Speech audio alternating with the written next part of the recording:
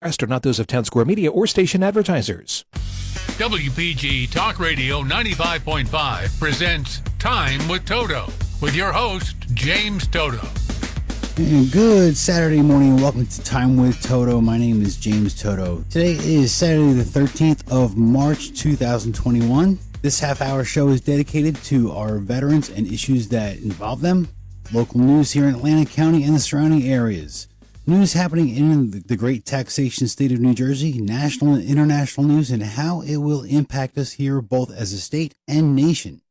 You can follow me on Facebook and YouTube at Time with Toto. Please post any comments either for or against and why you have that position. My point of view comes from a middle-of-the-road point of view that is just a few clicks to the right of center. I believe that the government and the legislators are there to serve the people and not the other way around. There is no such thing as a free lunch, so when people talk about the government handing out money, that money comes from taxes. The more taxes we have, the more restrictive the government is and our freedoms. We become reliant on government programs. Please go to Time with Toto and let me know what you think in a clear and common sense fashion. I'm just a working class guy, a blue collar worker, and I would like to think that I represent a common sense logic that most people have. If you agree or disagree, let me know at Time with Toto. Since this is our voice and common sense discussions lead to solutions, as my wife says, either you're part of the solution or part of the problem. Don't be part of the problem. And jumping right into veterans issues, this past July 2020, a female National Guard soldier donned her Green Beret, a Special Forces Engineer Sergeant, and she is the first woman to have completed the Special Operations Pipeline and joined an operational team since all jobs with the military open to women. She will be, however, the first female graduate of the Modern Special Forces Qualification Course, or otherwise known as the Q Course. But she is not the first Green Beret. Back in the 80s, Katie Wilder graduated from the officer's version of the SFQC in the early 80s. But her graduation right to wear the coveted Green Beret was denied. For decades, there was an authoritative, evidence-based piece to prove once and for all that Captain Wilder had indeed earned the honor of wearing the Green Beret. It was very hard for her to prove that she had completed the Q course and all the courses that were involved with it. The only one that she failed was Robin Sage. Now, Captain Wilder, she was a military intelligence officer, and she served 2 years to the Special Warfare Center down at Fort Bragg, North Carolina. It's a we used to call it the NAF. It's a place that I attended during my psychological operations school, and I attended other classes there as well. Now, Captain Wilder was quite historic in the fact that she was the first known woman to graduate the SFQC and become a Green Beret. But she was denied qualification as a Special Forces officer and denied the award of the Additional Skill Identifier, which is the 18 series, as it was not an MOS yet. According to the regulations, the SF Tab and Green Beret are awarded to all personnel who complete the SFQC course, and this was back on June 1st, 1988. If she was active today, she'd be wearing the SF Tab and the Green Beret. Now, she was denied the ability to wear the Green Beret, and she was justifiable in this because of sexual discrimination in the military back in the 80s. There was an investigation that took 4 months, and a very quiet notice went out to the press. So, for all intents and purposes, Katie Wilder was in fact the first Green Beret. And wishing to bridge the gap between two generations of female Green Berets, Katie says to our newest female graduate, "I wish you well. You accomplished my intentions of 40 years ago to open all doors up for all women. I'm so happy you graduated. I hope this is the first of many more to come." So congratulations to the new graduate and the new operator there at the Green Berets and the Special Forces. And best of luck, and thank you for your service. I'm going to cover a little bit more on the border later on, and also the National Guard later on. But right now, if you know a veteran that does have some kind of issue that is going on health-wise, and they have not enrolled with the VA, please contact Pat Carney at area code 302-358-9736. Again, that's Patrick Carney at area code 302-358-9736, or Jackie Hinker at 302-304-5509. Again, that's Jackie Hinker at 302-304-5509. They could text 838-255. If you do know of a veteran that is in crisis, please call the crisis line at 1-800-273-8255. Again, that phone number is area code 1-800-273-8255 and press 1 for veterans. Our veterans have clinics in Northfield, Rio Grande, and Vineland. And thank you for tuning in with Time with Toto. I'm James Toto. I'm here with you Saturday mornings from 7:30 to 8 o'clock in the morning. Thank you very much for being here with us this beautiful Saturday morning. Again, my name is James Toto, and we'll be right back. WPG Talk Radio 95.5, South Jersey's talk station. This is how you get a premium cup of coffee. Better and faster than the drip, drip, drip method. And way better than a large urn of lukewarm coffee made who knows when. At Royal Farms, our new Swiss-made coffee machines grind fresh, premium beans on the spot and then brew them 1 cup at a time for the freshest, most flavorful cup of premium coffee you can buy. This is Royal Farms coffee. It's better because it's the freshest coffee in the world. Real fresh, real fast. Royal Farms. Time with Toto, WPG Talk Radio 95.5. Hi, and welcome back to Time with Toto. I'm your host, James Toto. Speaking of immigration and what's going on in the country, right now, the southern border there with Mexico, it's an absolute abysmal situation. In an article by Quint Forgy on Politico, the title of it was Biden Administration Says It's Struggling for Right Message on Immigration. President Joe Biden's coordinator for the southern border acknowledged on Wednesday that the administration sometimes struggled to convey an ultimately promising message to migrants while also urging them not to travel to the U.S. until the country's immigration system was better equipped. Remarks from Ambassador Roberta Jacobson, a special assistant to the president who previously served as the U.S. envoy to Mexico, come as the southern border is experiencing a rapid influx of unaccompanied migrant children, provoking criticism from Republicans and some Democrats of the administration's handling of the situation. I think when you look at the issues of the mixed messages, it is difficult at times to convey both hope in the future and the danger that it is now. And that is what we're trying to do, Jacobson told reporters at a White House press briefing. I will certainly agree that we are trying to walk and chew gum at the same time. We are trying to convey to everybody in the region that we will have legal processes for people in the future, and we're standing up to those as soon as we can. She further goes on, but at the same time, you cannot come through irregular means. She added, it's dangerous, and the majority of people will be sent out of the United States because that is the truth of it. We want to be honest with people, and so we're trying to send both messages. Now, last year, there were about 90,000 people detained at the border in Mexico, between Mexico and Texas. As of right now, from January to current date, there have been 108. That's 108,000 people that have been detained there at the border. The number of people that are coming across the border right now is going to have a huge impact on us here in the United States. Currently, with unemployment with the way it is right now and people still suffering from the pandemic, bringing more people into the country is not the necessary cure to what we need. As a matter of fact, Representative Chip Roy, Republican from Texas, for political purposes, this is his quote, for political purposes, they're perfectly fine having open borders. Secure borders is pro-immigrant, pro-America, and pro-our values, and the Biden administration doesn't care. The article goes on, ironically, about this. Some progressives, meanwhile, have faulted Biden for the conditions the migrant children are being kept in at the border, equating the holding facility and broader policy approach that of former President Donald Trump's administration, which took a hard line against both illegal and legal immigration to the U.S. The article goes on. On Wednesday, Jacobson echoed other administration officials in declining to describe the southern border as in a state of crisis. I'm not trying to be cute here, but I think the fact of the matter is we have to do what we have to do regardless of what anybody calls the situation, she said.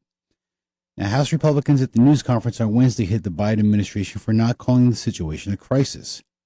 The first step in solving a crisis is to first admit you have one. That was from Representative Joey Arrington from Texas. But let's be clear. even if you don't admit it, it doesn't mean that there isn't a crisis. And the facts on the ground, folks, do not lie. Now, for my personal opinion on this, I want folks to come to this country legally. I also want them tested for COVID-19 to see if they are carrying the coronavirus.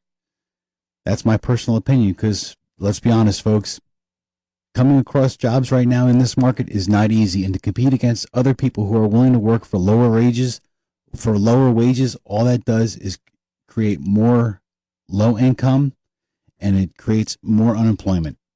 So this is what we're facing, and I think that the Biden administration really needs to get on the ball and correct this problem and go back to securing the border. I think the governor of Texas was correct.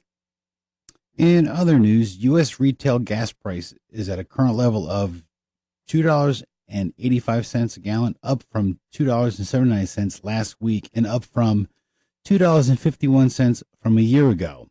So this is a change of 2.18% from last week and 13.64% from a year ago today. But here in the great taxation state of New Jersey, we have additional tax on top of that. So right now, people are paying roughly close to $3 a gallon just for regular gas. If you want to go for the higher octanes, you're going to be paying well over $3 per gallon. And with the current markets looking the way they are right now, we can count on gas prices to keep going up, just as our summer tourism is hitting us. So this is going to be a fun summer, folks. We got more of the weekly roundup coming your way. You're here this Saturday morning with Time with Toto. I'm your host, James Toto. WPG Talk Radio 95.5, South Jersey's talk station. So what is Talk with a Purpose? It's a lively, informative, #1 rated talk show on Saturday morning. Hi, this is John DeMasi. Join me and my guests every Saturday from 9 a.m. till noon for Talk with a Purpose, heard right here on WPG Talk Radio 95.5. And if you miss it on Saturday, we replay it on Sunday from 5 until 8 p.m. Don't miss Talk with a Purpose, Saturday and Sunday, right here on WPG Talk Radio 95.5, South Jersey's talk station. The COVID-19 pandemic continues to weigh on us all, but we can turn worry into action. Wear a mask and keep 6 feet of space between yourself and others in public. Wash your hands often and stay home if you're sick. Go to cdcfoundation.org to learn more. Time with Toto, WPG Talk Radio 95.5. And welcome back to Time with Toto. I'm your host, James Toto, this Saturday morning. In other news around the nation, California Governor Gavin Newsom is facing the reality of a possible recall for his governorship. He's really bungled up his handling of the COVID, and the way things are going out there in California, it doesn't look good for him or for the state itself. And it's ought to be interesting. So we're going to keep an eye on that this coming week. And other distractions around the country, and this one actually goes abroad. Prince Harry and Meghan Markle gave an interview with Oprah Winfrey, and it televised during the week. And it made a big splash, both here, not just in the United States, but also over in the UK, where basically Meghan Markle had made accusations that the royal family is basically racist and calling into question how dark the tone of the skin of their baby will be. And this has caused quite an uproar. Prince Harry's brother, Prince William, denies that the royal family is racist. This calls into question a number of different things from the royal family that they should answer to. The interviewer of that, Oprah Winfrey, was quick to jump on that and fill in for words where Meghan Markle was falling short. So this is a huge distraction that's going on out there. And all it's doing is causing more and more division, not just here in the U.S., but also over in the U.K. During the process of this interview that was going on, all over the United States, the cancel culture was on fire. They wanted to ban Dr. Seuss. They want to get rid of Pepe Le Pew. They want to get rid of Speedy Gonzales. They want to get rid of Peter Pan. They want to get rid of all these different things that are out there that for the most part, most of us have grown up with. And we look at it in a certain light. Now, I'm 51 years old, so when I look at the things that they're talking about, especially the whole thing with Dr. Seuss, I really have a serious issue with the cancel culture wants to cancel Dr. Seuss. Meanwhile, these are the folks that grew up on South Park. They grew up on these wild, violent video games where, kids are making deals with prostitutes because someone didn't pay them, after an exploit. This is just, we're really heading down a bad path.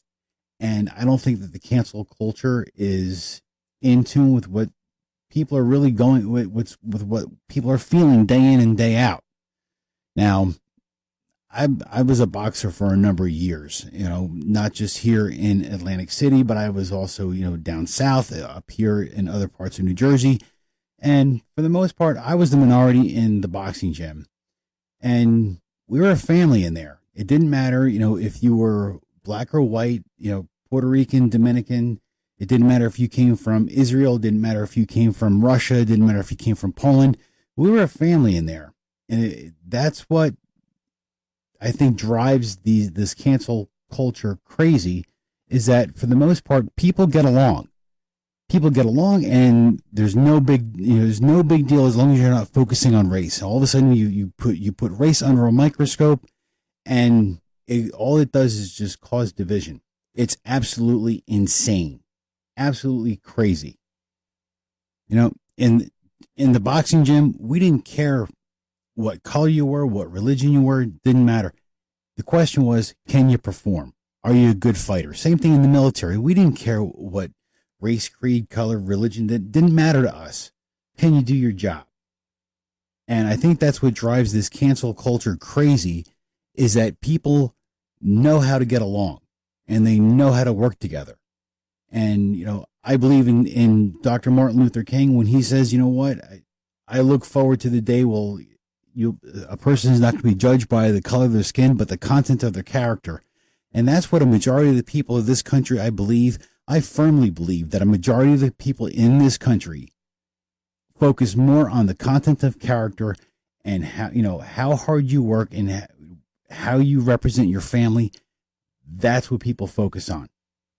Are you a good person? Deep down inside, are you a good person? Are you doing the right thing? Are you contributing to society? Are you positive effect or do you have a positive effect on, everything that you touch, or do you try to?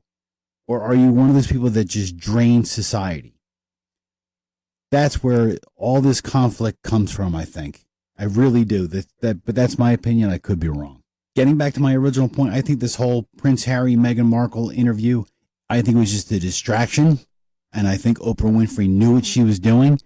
That this is going to cause an uproar, and it's just going to cause division, and it's going to cause hard feelings on both sides of that coin, where if that's what you want to focus on, Oprah, hey, that's what you want to argue about. They're talking to Oprah Winfrey. They're sitting there in a multi-million-dollar mansion, and they're talking about how hard they have it in this life. It's just, it's crazy. And Oprah Winfrey herself is, I think, if I'm not mistaken, she's a billionaire. So I think that's enough of a rant on the whole Harry and Meghan thing and this whole cancel culture diabolical plan to overtake everyone's lives and our country. So I think it's crazy. And if you're out there, you go and get your Dr. Seuss books, go and get whatever movie there is that you like, because they're going to be canceling everything eventually. So that's my opinion. Like I said before, I could be wrong. This is Time with Toto. Thank you very much for spending your Saturday morning with me. And other things a little bit more local, and I think this is a positive, and it's not a minute too soon. Governor Murphy has announced that the state of New Jersey will go back to 50% for certain establishments on the 19th of March. I find it ironic that it's the day after St. Patrick's Day. I don't think it's peculiar. I think this is a planned measure, maybe in his mind, to keep the state safe, because there's usually large gatherings on St. Patrick's Day. So I think it's a good thing here, not just for our restaurants and our barbershops and, the casinos. This is a positive effect all over the state of New Jersey. And one of Governor Murphy's sidekicks and compadres there is Governor Cuomo up there in New York. He is dealing with a number of different issues up there in the state of New York. And this guy, who won the Emmy, not for his podcast and the stuff that he does every day.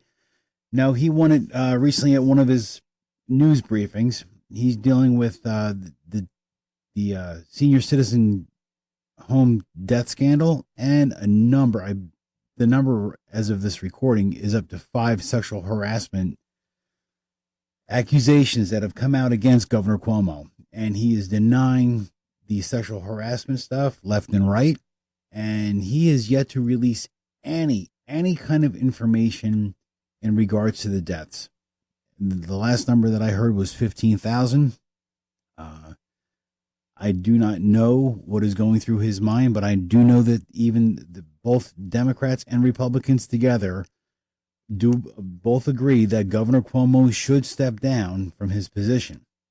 Now, I think that one of the more annoying things about Governor Cuomo is that his arrogance about this situation. I find it extremely aggravating that he came out so quick during the Kavanaugh hearings that every woman should be believed. Every woman should, Kavanaugh should be automatically disqualified. He is not worthy of it. This, anything. All of a sudden, the microscope is focused over him. And now he is going, well, we need to see where the facts are. There needs to be an investigation, and we need to see where this goes. And during he's worse than I am on the microphone with the that's how Governor Cuomo, when he talks like this. There needs to be an investigation on things. Look, Andy, your time has come. And that's it. He's also facing allegations of, looks like bribery is what it looks like in regards to the bridge, what used to be called the Tappan Zee Bridge. Now it was named after his father, Mario Cuomo, and it looks as though he had received money from folks that were doing the jobs there, and bolts are snapping on the bridge. So he's got his hands full over there in New York. WPG Talk Radio 95.5, South Jersey's talk station. A message from your neighbors and friends at First Bank. We've been serving residents and businesses of Sea Isle City and the surrounding communities for more than 130 years. Today's challenges, while unique, are another opportunity to show our strength and resilience. Our commitment to you remains strong. Whether it's using our drive-through services, bank by phone, the First Bank mobile app, or online banking, we're staying strong with you. Be safe and be secure. First Bank, here for you. Member FDIC, Equal Housing Lender. Time with Toto, WPG Talk Radio 95.5. Welcome back to Time with Toto. I'm your host, James Toto. Now I'm going to talk a little bit freely about some things that are just on my mind. Because look, I'm just the average working guy. I drive a street sweeper for a living right now. That's what I do. I've held a number of different jobs in my life, everything from the military. I've been a federal agent. I've done, I've worked as a laborer. I've been an executive, and I've been everything in between there. And right now, the way the direction that our country is heading in is just absolutely absurd.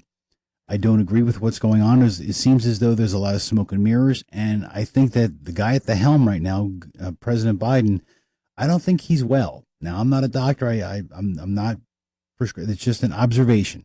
That's all it is an observation from, I'm just a guy on the street. And if I saw him in a bar, I would think that he would need help. That's my opinion. But the way the country is going right now, there's a lot of smoke and mirrors. There's a lot of distraction from the main topic that is the issue. And I think we need to get back to basics. People want to get back to work. Businesses want to open. This whole thing with the $1.9 trillion BS, I'm just going to call it what it is. This whole thing with this COVID bill, it's baloney. It really is. It's just, it's to quote Joe Biden, it's a bunch of malarkey. It really is.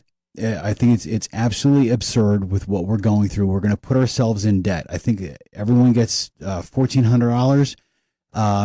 They're going to give you $1,400, but in order for us to get that, we have to give them close to $6,000 a person. So it's what we would call a bad investment. It's absolutely insane. And if you look at who gets that money, all the way across the board, it's not good at all. We are not heading in the right direction. This is not a cure for the problem. It's not even a Band-Aid for the problem. This is just bad all the way around. We've got Republicans and Democrats fighting at each other, and the Democrats are just force-feeding this down our throats, and I think we're heading directly into socialism. We're on that path right now. There are a number of different factors that are going against the United States Constitution as it stands, and it's just bad all the way around. I know I mentioned cancel culture before. That's a distraction. Everything that's going on, that's a distraction for the southern border, so we're not seeing what's going on over there. ICE has had their hands tied behind their back. Our Border Patrol agents have had their hands tied behind their back because the federal government and this administration, Joe Biden's administration, have tied their hands behind their back. It's not for lack of funding. It's not for lack of manpower. It's not for lack of anything. What they're lacking is an order from the president to say to stop the illegals from coming into this country. And they're letting people come into this country with COVID-19. We have children in cages right now, more so than when President Trump was in there, because at least President Trump had a plan. He worked with the Mexican government to make sure that they weren't even in this country, and they were stopping them at their southern border and Mexico's southern border. So our country is heading in the wrong direction right now. And I think people need to really, they need to get a hold of themselves and take a good look at what's going on. I mean, right now in New York, there's a private school in New York that wants to pass, they want to make it so that the reference to mom and dad cannot be used in the school. And I think that is absolutely insane. In New Jersey, they're passing it, or they're passing it so that if a police officer stops it can't even stop a child. If a police officer sees a child smoking a joint of marijuana and has a beer in their hand, there is nothing that cop can do. Can't even ask him for ID. There is, this is the state coming in saying this is how we're going to raise your child. We're going to erase history. We're going to erase what they know, and we're going to change course. This is what Cuba did. Everyone wants to say that, Fidel Castro did a great job with teaching the kids how to read. Yes, but they were changing history, and they were changing the way the children were thinking. So this is not good, the direction that we're going in. Folks, I really do hope that things change soon. I hope that you have a good day. I hope that you have a great week. I do hope that things change and things turn around. I'm looking forward to the future, and there's a lot out there. Anyway, my name is James Toto. Thank you very much for spending this half hour with me here on this Saturday morning. I hope you have a good day. I hope you have a great week. God bless. 95.5 FM